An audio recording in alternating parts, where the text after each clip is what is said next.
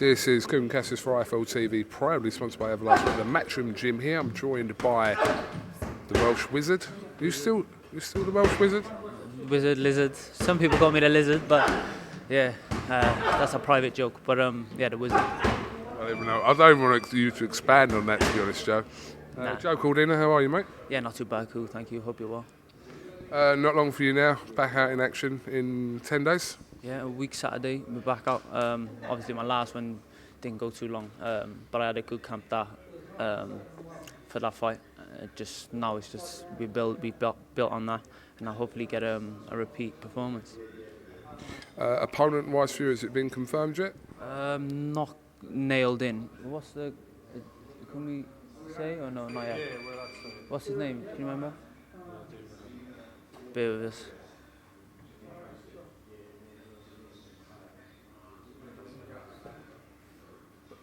CASSIUS Amparan. Okay. So I think I might have fought him a couple years ago. I think he's 18 wins, 15 knockouts, lost 3. So he's he can punch. He's going to be dangerous. And it's just a test I need to sort of see where I'm at.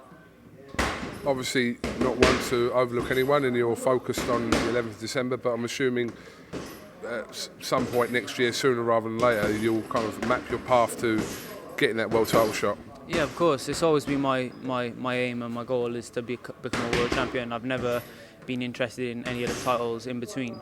I know they are sort of landmarks that you got to hit before you get to it. And yeah, it was just sort of everything I've done up until now is leading to that. But yeah, I never overlook anyone.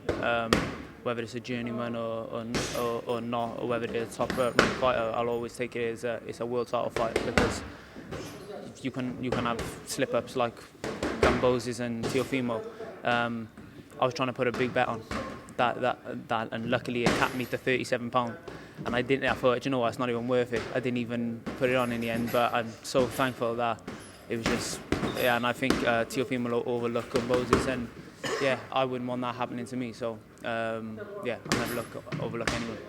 I mean, we've seen it happen. I think we saw it with Mikey Garcia and Sander as well, and obviously Lopez and Kambosos, where it was almost like the majority. I didn't speak to anyone who had picked Kambosos to win, and I think if you did, then you've got to show receipts and show us to prove it, because the conversations I was having, that Lopez was going to stop him very early on, and fair play to Kambosos. Yeah, well, I was trying to put rounds 1 to 4, and I think it was 2 to 9, 9 to 2. So I was trying to put a big bet on. I was trying to get other people to come in with me. They're going, come on, they were going, yeah, put it on for me, and I'll sort you. I said, yeah. Anyway, capped me to 37 quid. They wouldn't let me put no more on, so I thought, you know what, it's not even worth it. But in the end, he's come out, he done his job, and I think Lopez overlooked him. Maybe they've done a bit of sparring in the past, I don't know. But yeah, I've sparred Kambosos, but I knew he's good. I just didn't think he was capable of doing the job, especially after the performance Lopez put in on Lomachenko. So, but yeah, he proved everyone wrong, and now he's undisputed world champion. I mean, sticking with the whole kind of Welsh Kambosos theme, I saw yesterday that Lee Selby is actually now in a final eliminator for the IBF title, I believe. So interesting, because obviously, yeah, Kambosos' win over Lee Selby now. Obviously, I suppose Lee Selby's probably looking at that a little bit lighter. Yeah. It was a close fight. It could have gone either way. It just depends how you looked at that fight. Lee made him miss a lot. Did he work enough? I don't know. But he definitely made him look silly at times. So yeah, I think Lee will be licking his lips, especially now he's got an eliminator, get through that, and he'll be chomping at the bit, ready to put in a good performance and try and get them belts. Yeah, interesting to see how that situation pans out. But for you, yeah, we're 10 days out from showing Liverpool. Obviously, Benn headlining against Algeria, Katie Taylor, so stacked card in Liverpool. Should be an interesting night. Yeah, well, Conor is another step up for Conor. A lot of people I've seen on social media saying it's too early for him.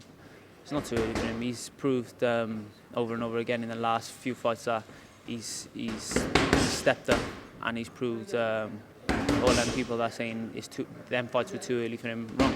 And I think he'll do the same in this fight. He's improving all the time. From when I first come to this gym to what he is now, he's a completely different fighter. I think people still looking at when he fought, what's his name? Paynard.